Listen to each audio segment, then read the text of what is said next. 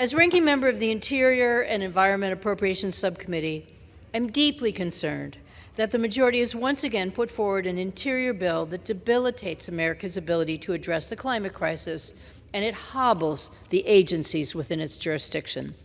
Climate change is a clear and present danger, and experts agree that we must take bold action to avoid major, irreversible catastrophe.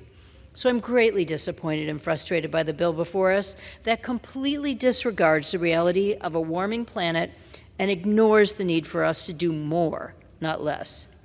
As the 5th National Climate Assessment confirms, the effects of human-caused climate change are already far-reaching and worsening across every region of the United States.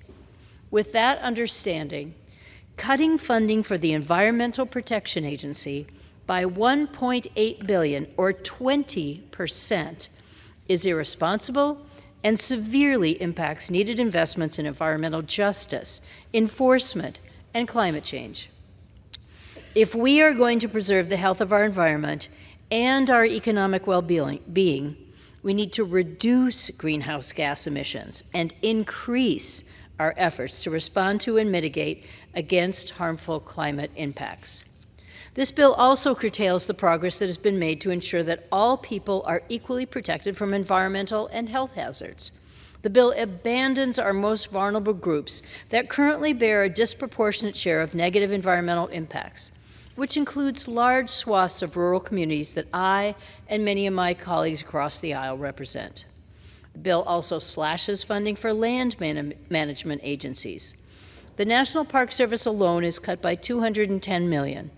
This cut will mean fewer park rangers to protect and preserve the park's natural and cultural resources, and will negatively impact on the visitor experience.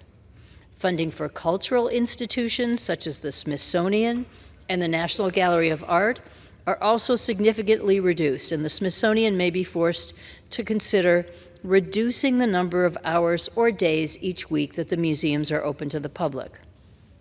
When our constituents bring their families to see our nation's capital, I think all members in this room expect that they should have access to these museums. But this bill could take that away. The arts have an incredible value as a positive tool for economic development, education, and community building, and I will strenuously oppose these cuts in the final spending agreement. There are areas of bipartisanship, though, and I want to commend Chairman Simpson's work on wildland fire. The bill includes authorizing language and funding necessary for the administration to carry out its permanent pay reforms for federal wildland firefighters.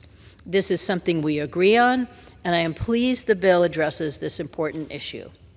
I'm also proud of our work to address treaty and trust obligations on a bipartisan basis. Unfortunately, though, once again, House Republicans have loaded up the bill with widely unpopular policy riders. This year, they've included a whopping 92 poison pill riders that cripple environmental protection, undermine climate change policies, and add to the national deficit. A majority of Americans support the United States taking steps to become carbon neutral by 2050, and they support taking responsibility for future generations. The austere and irresponsible cuts in this bill do not align with America's values. We need to rise to this challenge and not squander the opportunity to make the planet better for our children and grandchildren. I oppose the bill, I urge my colleagues to oppose the bill, and I reserve the balance of my time.